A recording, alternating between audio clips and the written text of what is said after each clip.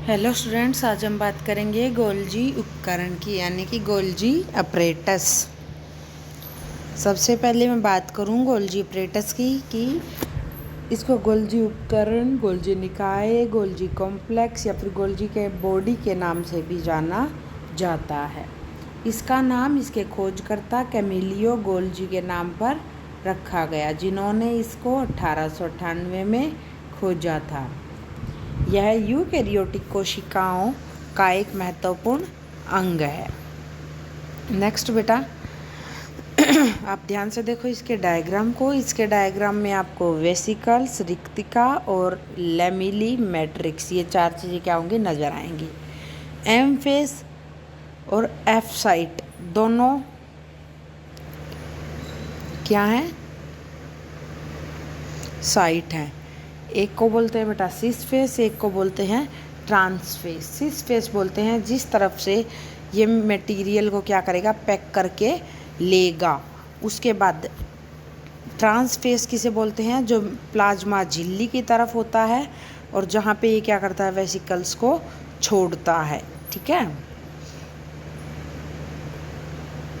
इसके बाद बेटा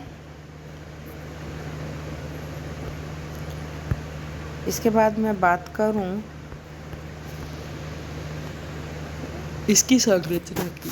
जैसा कि मैंने बताया, स्पाट झिल्लीदार थैलियाँ, जिन्हें सिस्टर्ने कहते हैं, आमतौर पर 4 से 8 सिस्टर्ने इसमें होते हैं। इसके दो भाग होते हैं, सिस फेस और ट्रांस फेस। ट्रांस फेस इसका प्लाज्मा झिल्ली की ओर होता है और सिस फेस इसका एंडोप्लाज्मिक रेटिकुलम की ओर होता है, यानी कि बीच में होता है।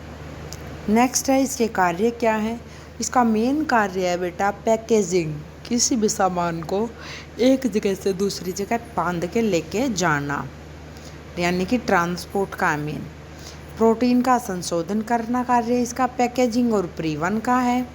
लाइसोसोम का निर्माण करता है, स्त्राव करता है, यानी कि किसी भी चीज़ को स्क्रीट करता है।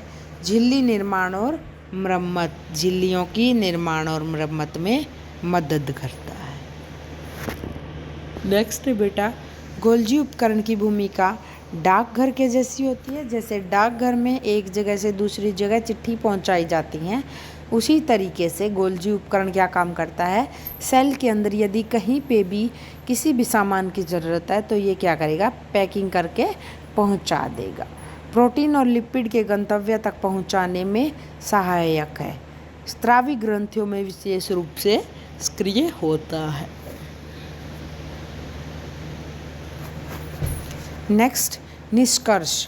कोशिका की कार्य प्रणाली में महत्वपूर्ण संशोधन, पैकेजिंग, वितरण की प्रक्रिया का केंद्र है।